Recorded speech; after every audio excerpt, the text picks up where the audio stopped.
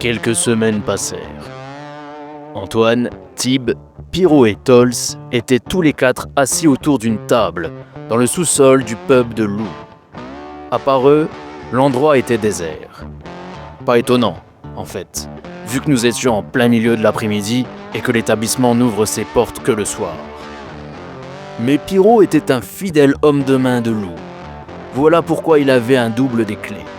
Il pouvait se servir du sous-sol de son patron de jour afin d'effectuer des transactions à l'abri des regards indiscrets. L'endroit était mal éclairé. La simple ampoule qui dépassait au milieu du plafond ne parvenait pas à éclairer correctement l'intégralité de la cave. La table autour de laquelle ils étaient assis était une modeste table en bois de sapin, très simple, de même que les fragiles chaises sur lesquelles leurs fesses étaient posées. Antoine et Tib étaient côte à côte. Pyro et Tols leur faisaient face. Entre eux, reposant bien sagement sur la table, était étalé un somptueux tas de bijoux. Des bagues ornées de pierres, des colliers de perles, des bracelets en or ou en argent.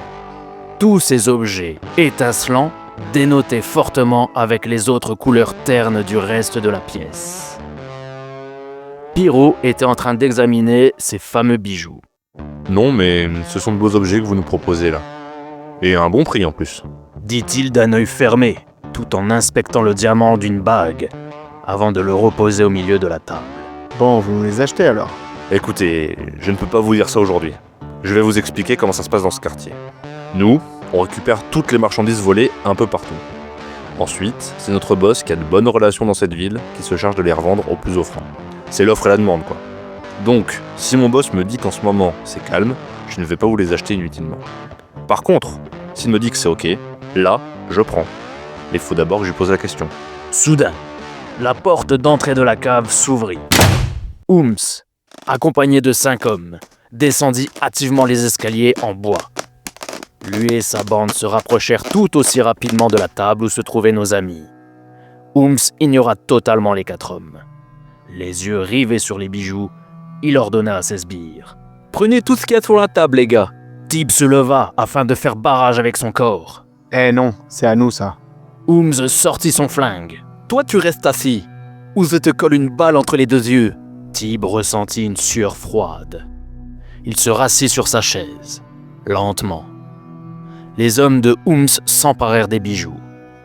Ooms, un sourire narquois au coin des lèvres, regarda longuement Tib et Antoine. Puis, il leur dit « Je sais que vous vivez dans ce quartier depuis pas longtemps, tous les deux. Alors, voilà comment ça se passe ici. Si un mec vole quelque chose, ce quelque chose appartient à Lou. Si un mec vend quelque chose, la thune est pour Lou. Si un mec achète puis revend quelque chose, la plus-value est pour Lou. » Ça va, Ooms, il ne pouvait pas savoir. C'est pas fini. Pour faire simple, quand vous faites quelque chose, c'est pour le compte de Lou, qui, ne vous inquiétez pas, vous paiera pour ça et vous offrira de bonnes primes. En attendant, ces objets sont à Lou et vous toucherez 50% de leur valeur quand nous les aurons vendus. Après ces formelles explications, Ooms et ses hommes quittèrent les lieux. Bon, désolé les gars. Quittant à leur tour les lieux, Tib et Antoine entamèrent une discussion dans la rue. Putain, mais quelle bande d'enculés là. On s'est cassé le cul à faire des braquages à la con pour rien. Putain, j'ai presque failli me faire bouffer le fion par un putain de chien de garde l'autre soir. Tout ça pour que dalle. Mais Antoine avait le regard tourné vers l'horizon. Il lui répondit très sereinement. C'est notre faute, Tib. Observant l'attitude étrangement détendue de son ami, Tib se calma lui aussi. Mais cela le laissa néanmoins perplexe. Attends, comment ça? On a voulu aller trop vite et on n'a pas été assez discret. Mais j'ai une idée. On va gagner beaucoup plus et personne n'en saura jamais rien.